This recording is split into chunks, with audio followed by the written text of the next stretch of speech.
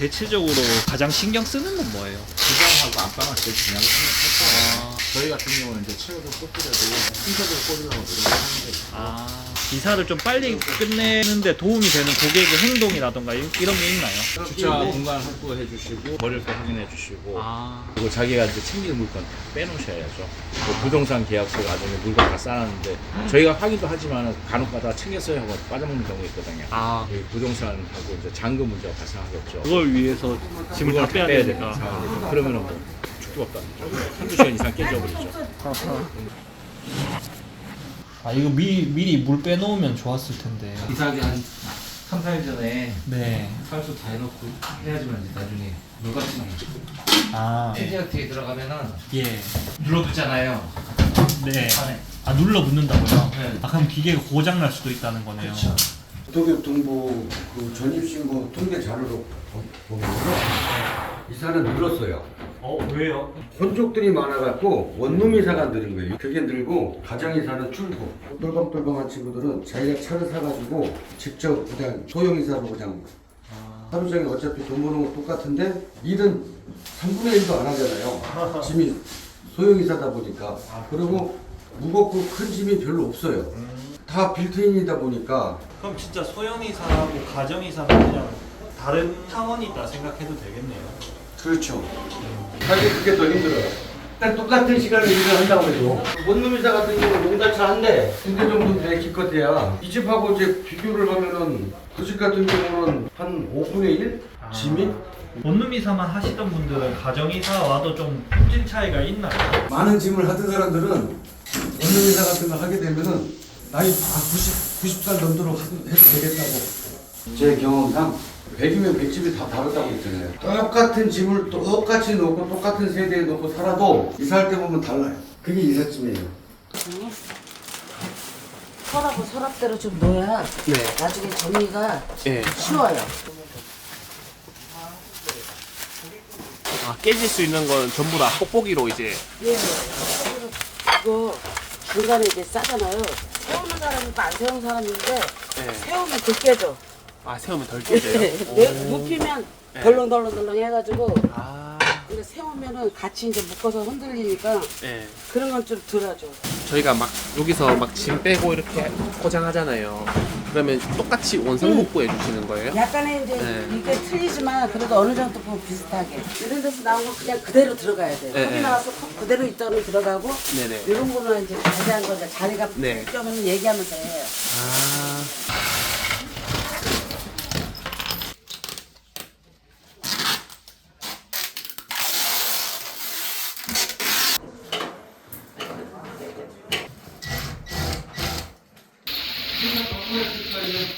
이게 타이트하게 묶는 이유가 장이 틀어져요.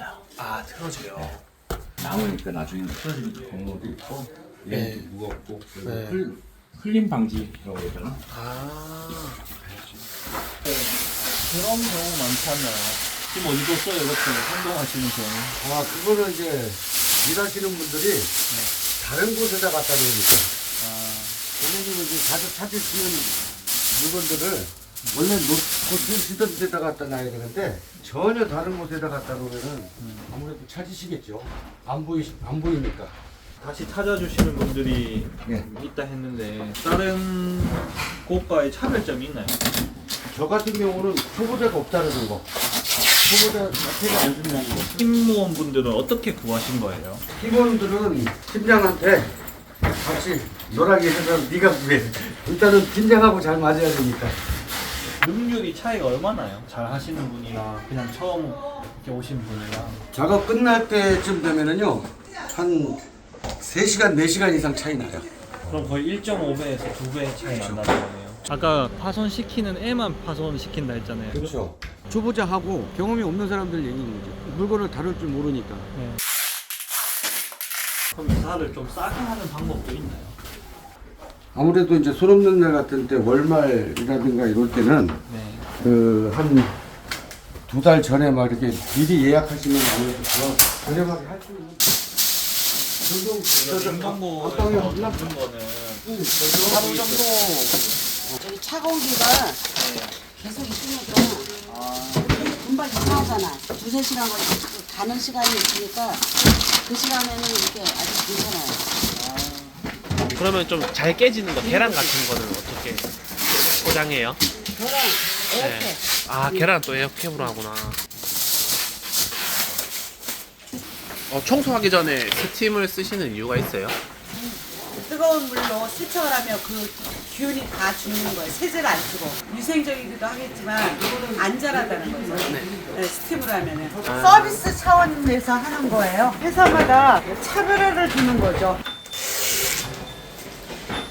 이사 뺄 때는 한 3시간에서 4시간 걸린다고 하셨는데 네. 그러면 도착했을 때는 얼마나 정도 한 걸려요? 2시간 반에서 3시간. 아, 네.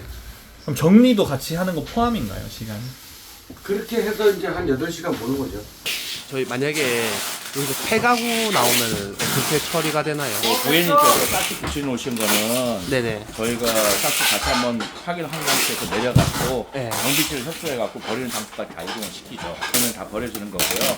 만약에 딱지가 안 됐을 경우에는 네. 아파트마다 좀 틀린데 네. 경비 아저씨들이 그 단가를 명시하는 경우가 있어요. 그럼 경비 아저씨하고 고객님하고 협조해서 네. 돈을 지불하고 버리면 되겠어요. 가재를 계속 구입해야 된다 하셨는데 잃어버리는 것 때문에 아니요, 이러면 소모품이니까. 아, 일회용이잖아요. 예를 들자면 여기 이제 이불이나 옷 같은 걸 담았을 거 아닙니까? 깨끗하게 고급지게 쓰는 분도 계십니다. 막 입는 분도 계신단 말이에요. 막 입는 분, 옷 담았던 걸 내 옷을 담는다 그러면은 좀 찝찝해 하실 수도 있잖아요. 그러니까 아예 일회용 비닐을 써서 새 것처럼. 새 것처럼 그냥 해드리면 다 기분들이 좋으시니까 그럼 말 그대로 한 번 쓰고 폐기해버리는 거예요. 보통 얼마? 한 10만 원 정도 보시면 될 거예요. 평균적으로. 아무래도 집을 때 좀 더 안전하게 조심성 있게 짓고 옷 같은 경우는 이렇게 잡다가 좀 떨어져도 뭐 충격이 가거나 그런 게 전혀 없잖아요.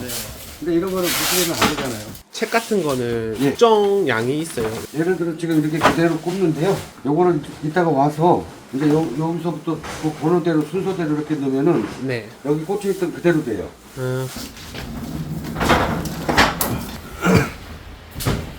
저가 업체도 있잖아요. 엄청 낮게 들어왔어요. 그런 사람들은 왜 가능한 거죠? 아니 이제 그냥 흉내만 내는 거예요. 포장이사로. 이렇게 꼼꼼하게 싸고 하지도 않겠죠. 자재를 아껴야 되니까. 아니면 뭐 그냥 대충 가서 그냥 풀어만 주고 웬만한 AS가 이제 발생을 하면은 그냥 어떻게든지 무마하려고 시간 끌고 보상이 잘 안 되고. 왜냐면 이사 비용보다 그 AS 비용이 더 많이 나오는데 그게 안 되는 거죠. 파손 때문에 미리 찍는 거예요? 이 상태에서 네, 화면이 네. 나왔잖아요. 네네. 도착해가지고 또 찍었는데 이렇게 안 나와요. 네. 그러면 액정이 손상됐겠죠? 네네. 아 그래서 사전에 미리. 확인차. 아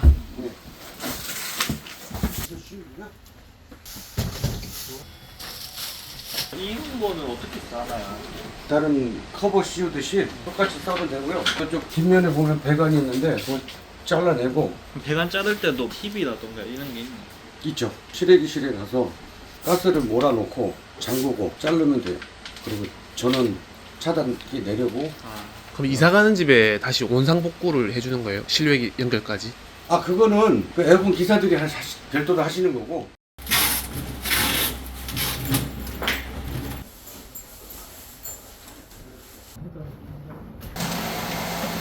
짐이 지금 거의 꽉 차가잖아요.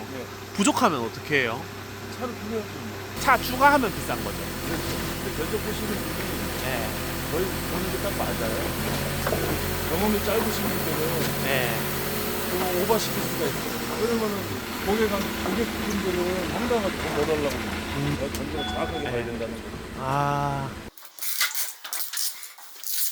도착지로 출발하기 전에는 점검을 한다거나 이런 게 있을까요? 그렇죠. 다 열어보고 혹시라도 빼놓고 가는 거 있나 없나 확인하고 그럼 고객 입장에서 어떤 걸 봐야 돼요? 내 물건 다 빠진 건지 다 차에 실었는지 확인만 하시면 되고요. 원상복구 했거나 원상복구가 됐는지 확인하시고 이걸 안 가져가는 건가?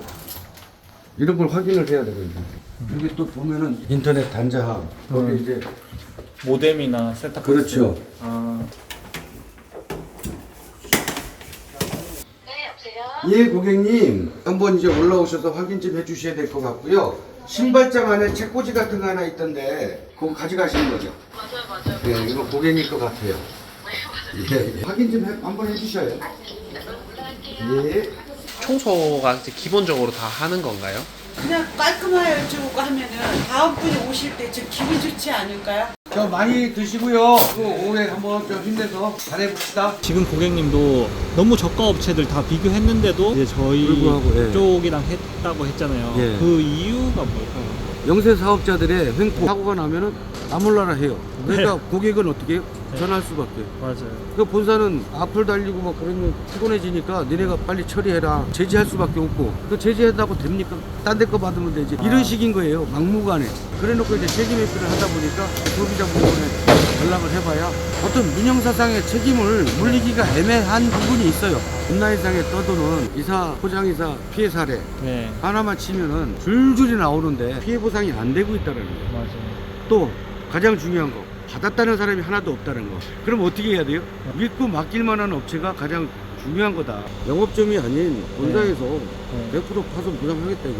고객은 피해자가 돼서는 안 된다. 네, 그래서 이제 믿고 선택해 주셨다는 거네요. 그렇죠.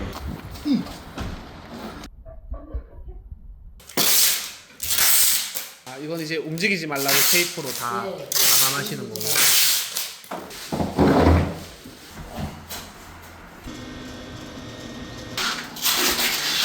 사다리 차는 몇 층까지 올라와요? 얘가 26층 또는 27층까지 가요. 아, 네. 24층까지는 단가가 딱 나와 있는데 예. 그걸 넘어갔을 때 혐이 들어가요. 아, 그래서 단가가 많이 싸죠.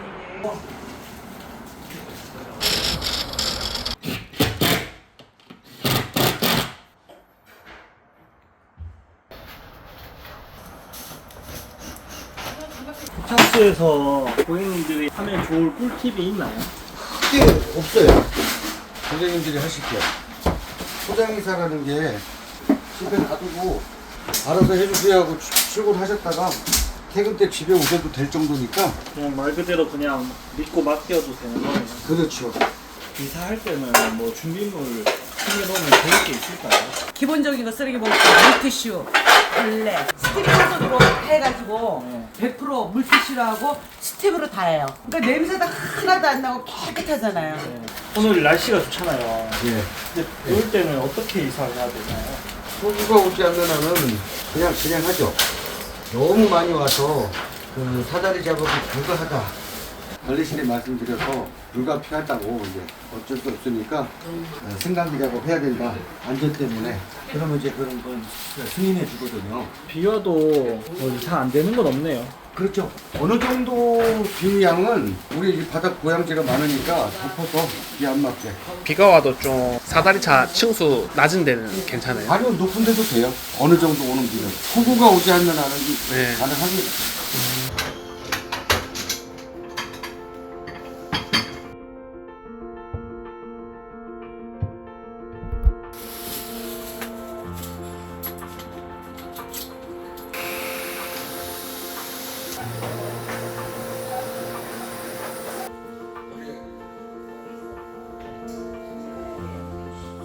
예, 안녕히 계세요. 건강하시고요. 예. 오늘 예. 이제 마친 건가요? 예. 덕분에 잘 마쳤습니다. 집에 갈 때는 어떤 생각 드세요? 저희는 이제 고객님이 만족하시면은 그게 제일 행복하죠. 또 내일도 힘이 되고. 아정당이 잘 되는 이유가 뭘까요? 우리 직원분들한테도 말씀드리지만 첫째도, 둘째도, 셋째도 친절. 그리고 항상 즐겁게 일은. 비일 내일 가릴 게 아니라 하루 재밌게 즐기고 간다는 기분으로 열심히 이제 최선을 다해서 노력하는 게 그게 고객님께 잘 어필되는 것 같고 그래서 고객님도 또 찾으시는 것 같습니다. 다들 고생들 많이 하셨는데 제가 뭐 고맙다는 것밖에 더 드릴 말씀이 없죠. 일하시는 분도 고맙고 고객님도 고맙고 다 모두 고맙고 감사한 거죠. 아정당 화이팅!